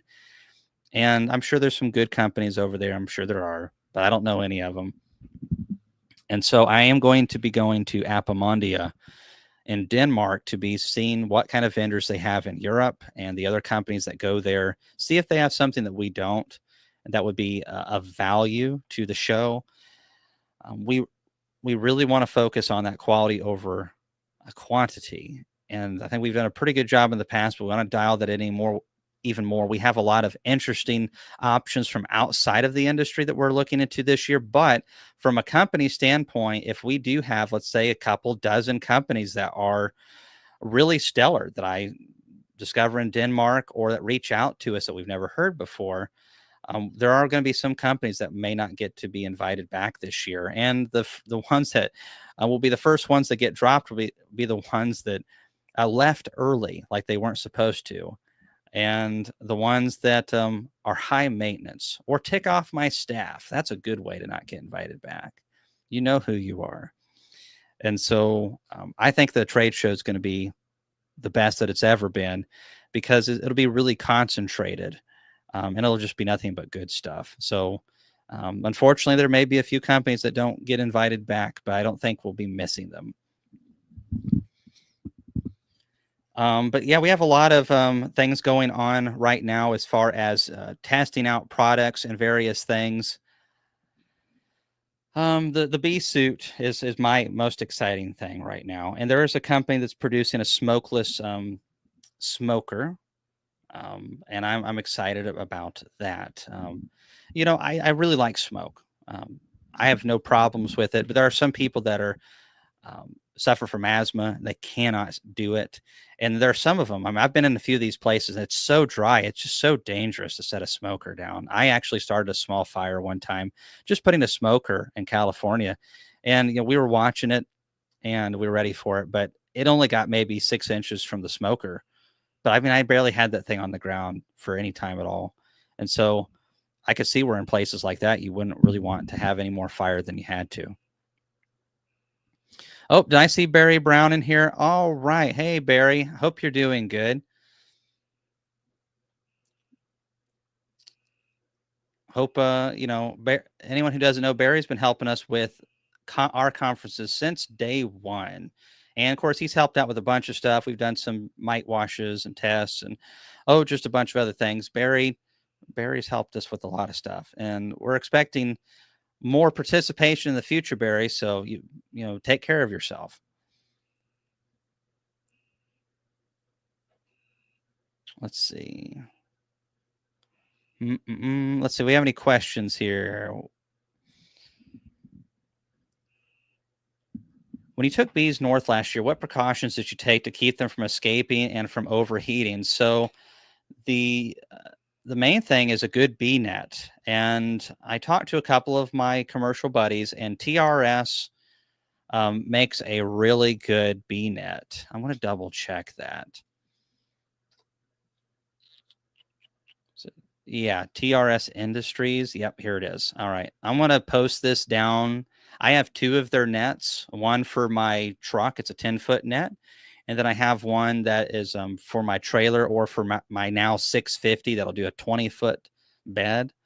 And they're really good made in America nets. And I really like them. So let's see. How do I put this in the comments? The main thing, though, is when your Holland bees move. I drive of a nighttime. So, of course, you load them up of a night, and then I'll drive for hours. I don't do caffeine and sugar very good. Like, I can do it, but I have to be careful. It'll keep me up forever. So I'll drive for hours. I've pulled all-nighters hauling bees multiple times. It's terrible on your system, but the bees really do like it. You just need to keep them moving if you're going to move them during the day. It's best to move them in cooler weather, but sometimes you just can't. The main thing is to have those nets and to keep that truck going. Roll, roll, roll, wind, wind, wind. And, maybe have a backpack sprayer with some water and spray them if you're gonna have to sit for any length of time. But man, I don't stop for squat. I eat while I drive and I go to the bathroom when I fuel up, and that's it. And it just roll those wheels. That wind is the ticket. Now, when I brought them back from Wisconsin, it was nice and cool, so it was a little bit more flexible. But when they're really powerful colonies, they still get hot. Strong doubles. Don't get more vendors. We barely had time to see all the ones you had there, and they were all were spending time with their booths. Yeah, most of them were pretty good. There was a couple of them that were just they were pain in the rear ends. We're not going to deal with them. Oh, hey Philip, I'm going to try to work a video on those shelves that you made for the honey show. Philip sent me one. He's making them now for displays for like honey booths and stuff like that. And so this year at the expo, he may actually bring a couple up or something like that. We'll try to get a video up in the future. Good night, Alan. Oh yeah, I keep a fire extinguisher in my truck at all times. It's so dry here out west, I don't want to start a fire, and they're not that expensive either. Since I've got a Class A CDL. I've just kept it since my trucking days, and I'm very thankful because now with my 650 loaded up with bees and the Hummer-Bee pulled behind it, I actually have to have a CDL for that, and I have to have a fire extinguisher and reflectors, and just certain rules that you have to abide by with that kind of stuff. And here's the link to those custom bee nets. A lot of the commercial bee industry uses these nets. They're very high quality. I can't think of any better net than they tie down good. They're durable. I got the lime slime green looking ones. I always have liked that color. I had a bicycle when I was a kid that was that color, so that's probably why. Wood sunflowers make nectar. Possibly. It depends on the type of sunflowers. I've typically heard that the ones that are for bird seed produce more nectar than the ones that are like for eating or something like that. But I don't know enough to really give you a good answer. Woo! Good luck. Don't overheat. Speaking of overheating, right now the best thing that I can say is keep a good pack of electrolytes around. I always have water, and I always force myself to drink some electrolytes. I always drink the water and then drink some electrolytes with it. Just force that extra bit of liquid in with the electrolytes in it. There's some high quality ones out there. They really make a difference. I don't like the ones that are just laden with sugar in them, like more of a Powerade type stuff. I think the sugar just outweighs the benefits in those. And so I need to do a video. Laurel and I use this stuff, and it's great. We don't get paid to recommend it. It's the best one that we've tried. We like the neck fans, keeping our face dry, and it makes you feel a little bit cooler. And you got to take more breaks. Start early, take a break in the middle of the day, work late if you have to, and if at all possible, jump in a freaking creek in the middle of the day. Lower your body temperature. Your suit's already soaked with sweat, and so are your britches. You might as well jump in and get soaked with something clean, and it'll cool down your body temperature, and it'll really help you for at least an hour doing that. If you can soak in it for about 10 minutes and get that core body temperature down. Oh, yeah. Drone foundation. Does anyone make drone foundation that is not a solid frame? I'm not sure. I feel like one of the companies had wax drone foundation. Maybe Man Lake still sells that. But outside of that, I really don't know, Mike. If you find out, let me know. Is it effective to run a colony with 2 queens in separate brood boxes divided by a queen excluder with a honey super in the middle to maximize honey production? I've never done it enough to be 100% sure. It is going to boost honey production if you can keep them from swarming, but then you have to do the extra management to do that. And some people are like, well, I might as well just run two different colonies. But I remember reading when I was in my teens of a husband and wife operation that ran 100 and something colonies, all two queens like that. And they would leave the original and they would purchase a queen and introduce that into some top brood chambers. And they would run these massive colonies like that. I don't remember enough of the management on how you would keep them from wanting to swarm and how you would do that. So that would be cool. The problem of it is for me is my goal is not to get these just stupid high honey production colonies. It's the most work for the least amount of money to do. I'd rather just sell more bees. And so that's where I haven't tinkered around with that enough. If somebody you guys know of is really good at certain unique characteristics, these are the type of people we'd love to have speak at the Bee Expo. Definitely looking for that kind of stuff. Hmm.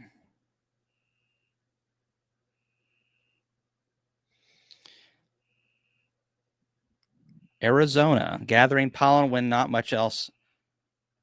Oh, yeah, bird feed. So when bees are in just like a full on dearth period, right in Venus, here as well in December and January, and when there's not any pollen, zilch, they will just go for chicken feed. They'll go for wheat. They'll go for all kinds of stuff, but they can't really use it because it's bees need like 13 amino acids to be able to raise healthy larvae, and they need so many other vitamins and minerals that these things just don't have. But when they're just desperate, and they just go for whatever they think that they can get something out of. And so you can feed some ultra bee or some type of dry pollen sub, and that is a lot more nutritious for them than bird feed, and it'll probably get them off the bird feed if you feel like that's something that you want to do. But otherwise, they'll just do it. I have a couple neighbors that like, they're getting into my chicken feed again. I guess the pollen flow's done. I'm like, yep.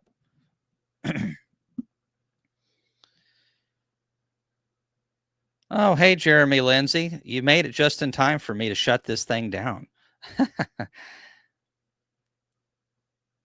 Okay, they do make a zero sugar option. That's good. Um, Watermelon, there's a reason God made watermelons to produce in the summer, because He knows we need all the water and electrolytes that we can get. But we visited that watermelon farm. I did a video, and it was one of the neatest videos we've ever recorded. And I thought we did a pretty good job on the editing. Spent a lot of hours on it. But we got those watermelons right out of the field. My buddy Charles Lender takes thousands of colonies into the watermelons up there, and they were so delicious.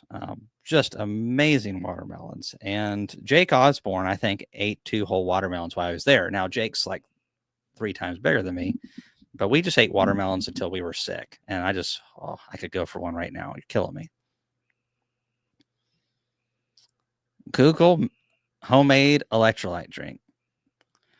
I'm sure there's some good homemade stuff. I know cucumbers, watermelons, a lot of those things are really good for getting you hydrated. The way that the water is in the form that it's in those fruits is just a very hydrating type of water. And a lot of times for a snack this time of the year, one of my favorite snacks while I'm in the bee yard is cucumbers, and we salt them. And that's where I need the sodium. And also I just prefer cucumbers with salt anyways. And I love that. I recommend Jake Osborne. Jake's already been a speaker once before. He only gave one class though, because we only had one spot for him. But yeah, Jake would do a good job. Jake's a good beekeeper.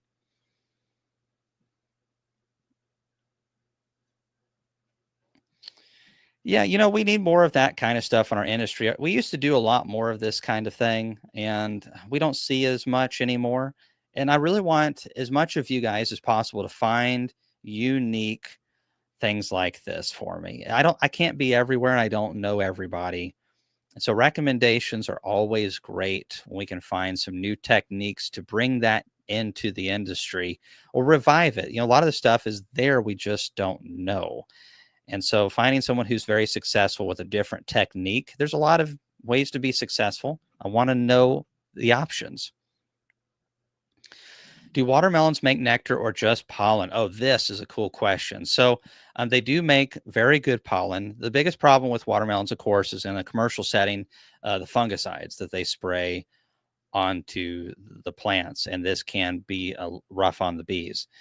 Um, but they do make nectar. They just don't make a lot. But when Charles is up there in southern Indiana, and there's just watermelons as far as the eye can see. They will make some watermelon honey. It's just not a lot. They're not like making supers of it. Most of it goes into the brood nest. Sometimes they'll make a little bit of it between the lid, and you can taste this. It is one of the most unique honeys ever. It tastes like Thanksgiving to me. It's got like a spice. It's like a nutmeg cinnamon. Um, yeah, really a nutmeg cinnamon type flavor in it. And I was just eating some right out of one of Charles' hives. It was amazing. If someone could figure out how to produce that in mass, they could get whatever they wanted for it. It's a delicious honey, but it probably takes just tons of acreage to produce any type of quantity of it. And it would be really difficult. So a very slight amount of nectar, BC's bees. It was so good. So you ended up getting these mangoes? Oh, just one? That's a good mango. I'm back in Hawaii. Eat your heart out, Zach. This is a great mango. Okay. A fun round table topic at the Bee Expo would be a small scale full-time beekeeping. Okay. I think that would be a good topic when you find some beekeepers that are, running that sideliner to, maybe 400 hive mark or something like that. Something that could be managed with like one or two people at the most, husband, wife team, maybe one guy with one employee, something pretty low key. I'd be interested in that talk. I need some education there. Or the best speaker, Morgan Freeman, and about his special ranch. I've never heard anything about that ranch. Someone needs to fill me in. I wonder if Morgan's ever even been in a beehive. If Morgan Freeman will come to the conference, I don't care if he knows zilch about bees. We'll help him out. We just want to have him up on stage and hear him talk. Laurel's shaking her head. We all want Morgan Freeman. If Morgan Freeman watches my YouTube channel, you got a free ticket, buddy. We'll pay for the flight. Element Labs for hydration. Element makes different flavors, just mix in water. Okay. That sounds like, there's probably several good ones out there. I would hope so. Laurel, what's the type that we use? Can you bring that orange container of electrolyte in here? Post haste. Please? Okay, I used the wrong P word there. Post haste was the incorrect one. I feel like I should get credit just for knowing what that is. Nowadays, no one knows what that is my age or younger. I read books.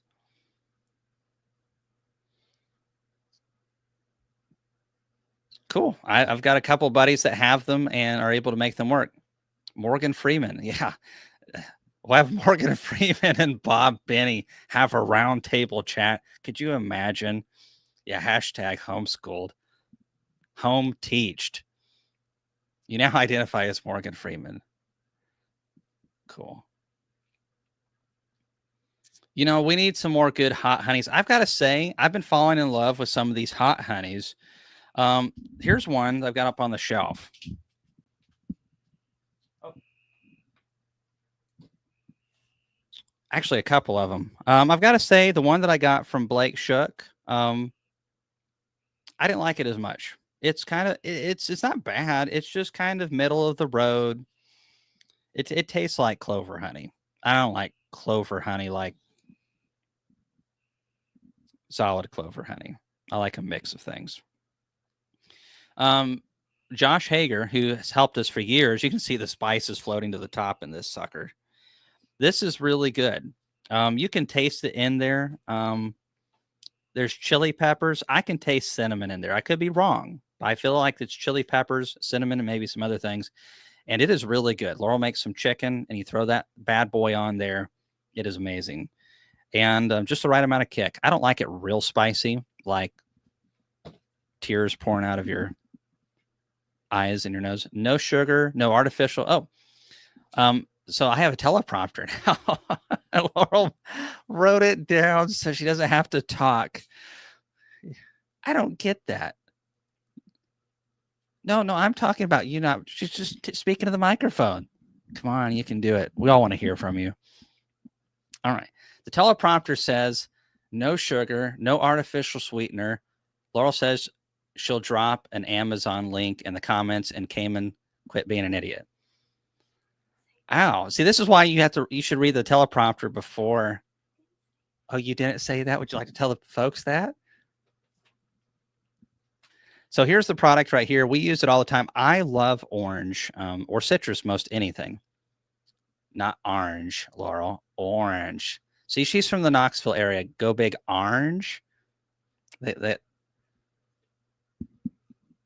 What's proper for you guys isn't proper for us. You don't say you guys. I'm in trouble, folks. But anyways, this product right here is Ultima, and it's really good.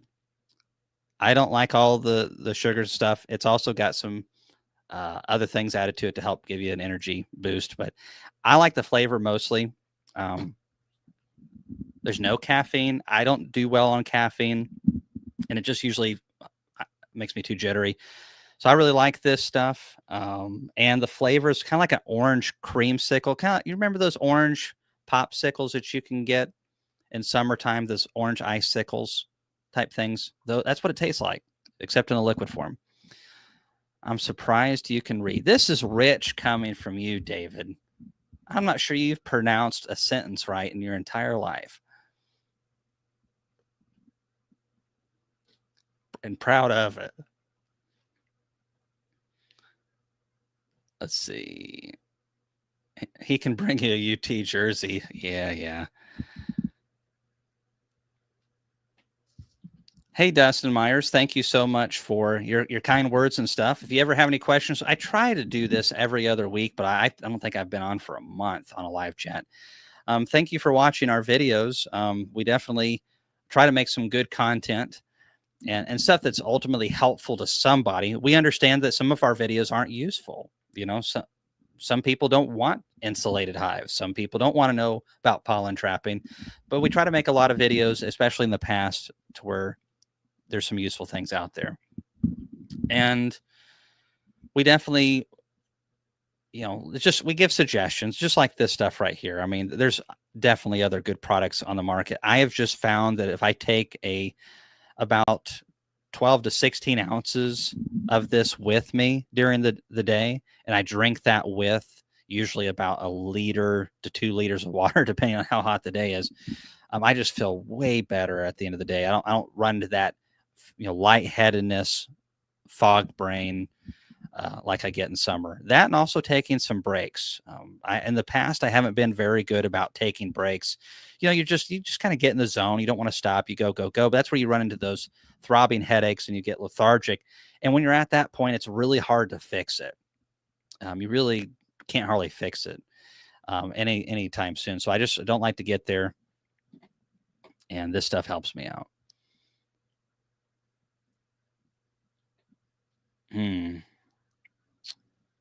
Well, thank you for saying so. When starting with nukes, do you recommend using supplements for the hives? Using 1-to-1 syrup now. Thank you from Texas. So I'm not really. And here's my opinion on supplements. They can be helpful, but you have to weigh the pros and the cons. I always have some around for certain events. I make about 300 gallons of syrup when I'm doing heavy feeding at a time. So that's quite a bit, but you might want to make a little bit more. Say you make a 5-gallon bucket up. Maybe you have a couple nukes, but you're only going to need a gallon at a time. You can put something in there to preserve it. I think many of the things that are on the market are more syrup preservatives than they are nutritional supplements. Stuff like lemongrass, that's not nutritional. It doesn't even stimulate the bees to forage it faster. There's been multiple tests on this. It smells good. I love the smell of lemongrass. Thymol does have some benefits. So products like Hive Alive and the Pro Health from Man Lake are better than a lot of the other essential oil products because thymol has been proven to have some health benefits to bees. It's been used over 100 years. It's got a good track record. But if your bees are already healthy, do you even need that at all? These things can be pretty expensive. I primarily use mine as a syrup preservative because maybe I get in there, I'm like, oops, I only need 200 gallons right now.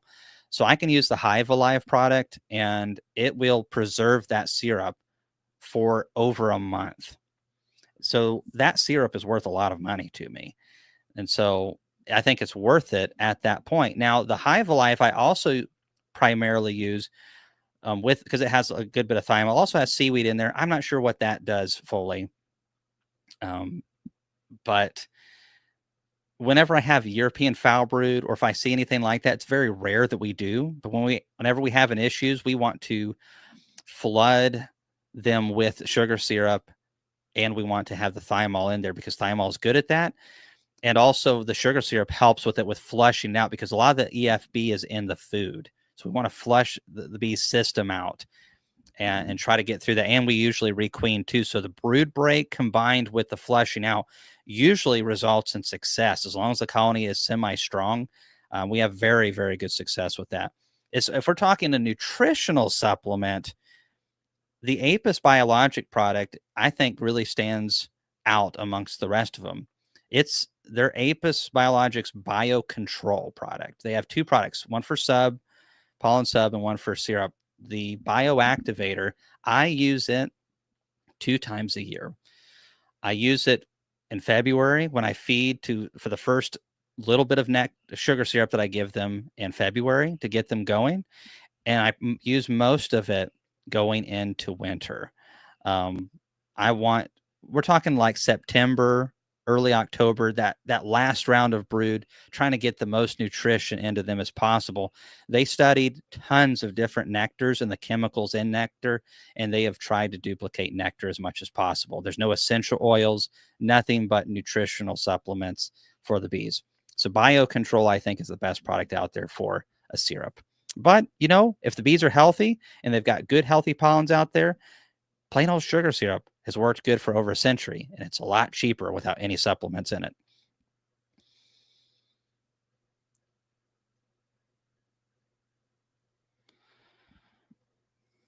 Yeah, I really think, especially the critical bees, it I think it's really important. Those fall bees are so important. Go big orange. Oh, man. Can you talk about a bit about Apivar, please? So it is a synthetic miticide, and it does the main ingredient is amitraz, and it does build up into your wax. And the amitraz itself breaks down. It's actually other chemicals that it breaks down into, I think, that contaminates your wax. However, Apivar as use, let's rewind back 10 years ago when I started using it the most. And I don't use it really at all now. I've done a couple videos on it, and that's about it. But it was great. If you're okay with using a synthetic in your brood chambers, you can't use it with your honey supers on. What we would do is after the honey flow is over, we would take, let's say, a strong double. They'd be packed full of bees. And you take one this way and then one this way. And the one that doesn't have a queen, we put a queen cell in there and we put Apivar strips right before we drop the queen cell. And it kills over a long period of time. It's like 56 to 60 something days. I can't remember, something like that. It's like 2 months of inside the hive. So it's a long period of slow treatment, but it was gentle on the bees. Some of them really disrupt the bees. And so if the queen came back from mating, I'd have a new queen over that period. It would expose the mites because most of the mites are under the brood where the treatments can't hardly get to them. And so during this hiccup of brood and the treatment and being a gentle one, I would end up with a really healthy colony with low mite loads. And it was awesome. However, Apivar, we've tested it out. Bob's tested it out. University have tested it out. It does not work good for most beekeepers now. And we're seeing more signs of amitraz resistance. Amitraz affects how the mites are able to do certain things. I'm not 100% sure. It has something to do with detoxifying The bees are able to do it much better than the mites are. So your bees are having to detoxify this stuff as well.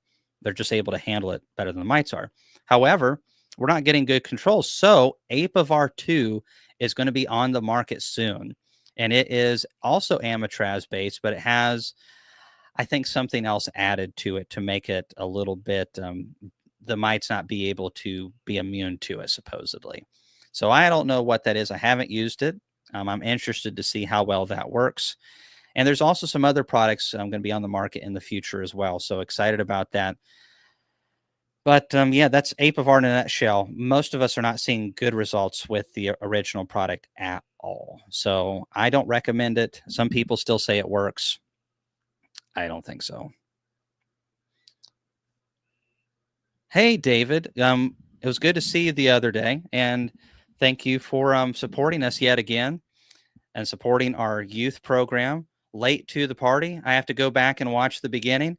Um, we said a lot of crazy stuff. Mainly, the big thing I'd like to tell you about, David, and I may have told you in person the other day. I can't remember, but Man Lake has just sent me the Clearview veil with a vented jacket, and they have a full suit going with it, and that will be on their website soon. So, I mean, not everybody's excited about that, but I am. I love this veil. I love working in this veil. The visibility is better, and it really matters to me.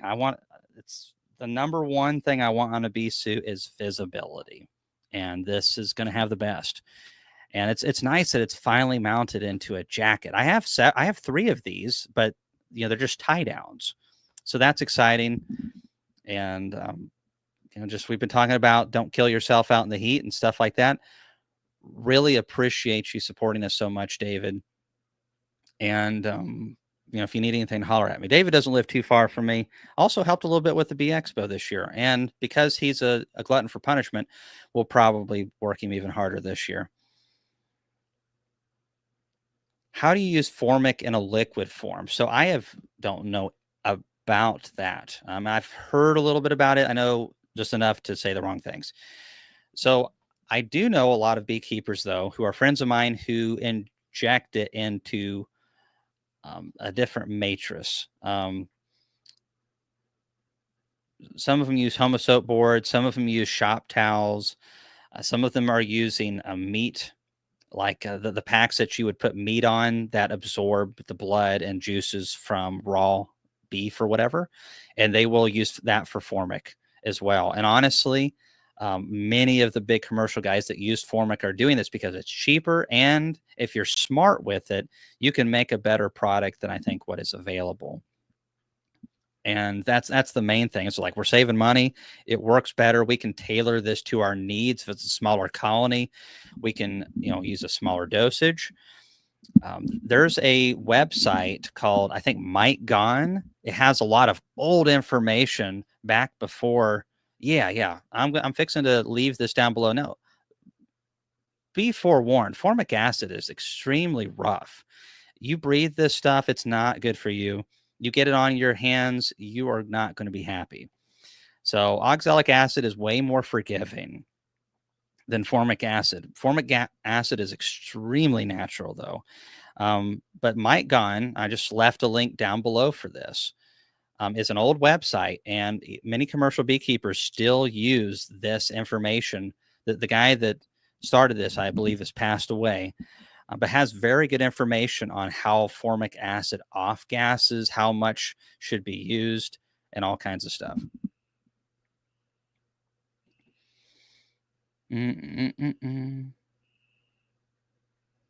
Let's see. I think we've just about caught up on the questions. Oh, what? I accidentally set my veil on fire while lighting my smoker, and I was sober, I think. Wow. I don't know how confident I feel about that. But things do happen. I've burnt holes in my bee suits before. Those smokers can sometimes get really hot. I actually purchased my first bag of wood pellets. It was $10 for a 40-pound bag here, but I'm going to try them out. Some of the guys on the comments say that they're awesome. I don't like paying money for smoker fuel, but I want to do a YouTube video and let other people know about it. and see how well it goes. Hey, Cayman, what's the best way to remove honeybees from a honey super to harvest? If you have small hive beetles, I think the best way is to use a fume board. The best way, as far as if you're wanting to remove them, is to use something very strong like butyric acid. This is honey robber. It smells, in Gus Mitchell's words, like cheese vomit. If you get it in your vehicle, you'll never be able to sell that vehicle again. And so I use a product called Honey Bandit. It's not as quite as good as removing them from it, but it does work really well still. And a hot day is good. You can make your own homemade fume board. I just got some Honey Bandit from John. I'm at Hilco, and I spray that on there, and that pushes the bees down, and it gets most of them. And then you can use a bee blower, or if there's any left in there, you can, brush them off or shake them off the frame. But it does get rid of most of them. When it doesn't work well is usually when you're up against a super and the excluder. So it's really best to move the excluder out so that they can pass down through the honey excluder or the queen excluder if you are using one. And then also if there's extra space down there for them to go, because if you have 3 to 4 boxes of bees, deep boxes, and now you're trying to condense them down into 2 boxes, that doesn't work very good. And also it really helps when the bees are flying. If there's a flow going on or most of them are outside the hive, obviously it's easier to remove them from the supers. So timing has a lot to do with it. Honey Bandit is what I'm using with a fume board. You can use bee escapes. You just have to be really good on the timing. And I don't like, if I have a lot of small hive beetles, I don't like using escapes because if there's any bee bread at all, they're going to start laying in the bee bread as the bees clear out of there. And then I'm already behind the 8 ball on small hive beetles trying to reproduce in the bee bread of my honey supers. And sometimes if honey super has just honey in it, you don't have to worry about small hive beetles. They don't like just honey. They'll slime it if they've already started somewhere else, but they're going for the bee bread that's underneath the honey, especially the super that's closest to the brood chamber. There can be bee bread in there, and then those small hive beetles will tunnel through that honey and get in that bee bread, and then they'll just raise thousands of offspring and they'll just slime everything. Let's see here. Yeah, it is. Cardamom oil. I always think it smells like almond oil. Is that the same thing? I don't know much about cardamom. Um, Cardamom oil made from do. Yeah, I don't think it's the same thing then. So, yeah, to me it smells like almond oil. Essential oil. There was a lot of products in the 90s. My mother wore them, lotions and stuff, and it has that smell. And you can still get products like that, but it seemed like in the 90s, I remember a lot in the early 2000s of products that smelled like almond oil, essential oil. The random things we talk about on these chats. Okay, this is an easy one. Is there a go-to smoker in the industry? Very easy answer. The Datent smoker. There's nothing very close to it, in my opinion. Datent. I have one that's 23. It was used when I got it. I think it was pretty new though, but it's got to be at least 24 years old. I still use that smoker. I have 2 other ones because Laurel typically wants one, and sometimes we need a backup. I've had to change the bellows on occasion. We do wear through the bellows every 4 to 5 years, but we use them a lot, So the Datent smoker is the easiest to use, stay lit, it lasts, works great. Camphor oil. There's probably a lot of things. You probably could use formic acid. You treat your mites and it pushed the bees down too. But I don't want to be breathing that while I'm pulling the honey supers off, so that's why we don't. But yeah, Honey Bandit. There's several products out there, and most of them are the same active ingredient. One's called this, one's called Might Be Gone. It may be exactly the same. I don't know, but they smell exactly the same to me.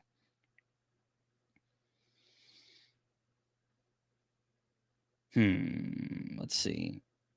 I lit the back of a truck on fire. I forgot my smoker in the bed, and my wife came home and the flames were 10 feet tall. Yikes. I've seen a guy who's burnt his truck to the ground in the commercial bee industry. You have to be really, really careful with those. A smoker box is a really nice thing to have. Um, and so we either have a smoker box we just put it out completely. Um, Especially with wax dip boxes, or having smoker fuel close to it, it can get really bad. And if the smoker fuel catches on fire, you'll say it's pine needles. So that stuff just is waiting for an opportunity. And then you have wax dip boxes next to it, and it has wax from the bees on top of that. All of those things, once they get going, I mean, it's hot. And so not a good experience. And losing a truck would be terrible.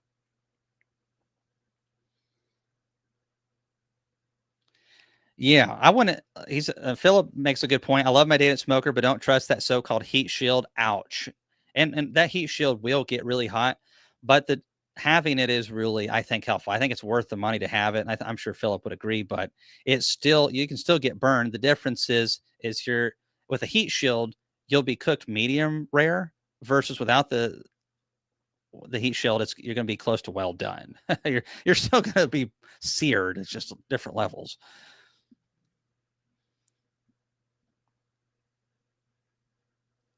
OA them out of the supers. Yeah, possibly.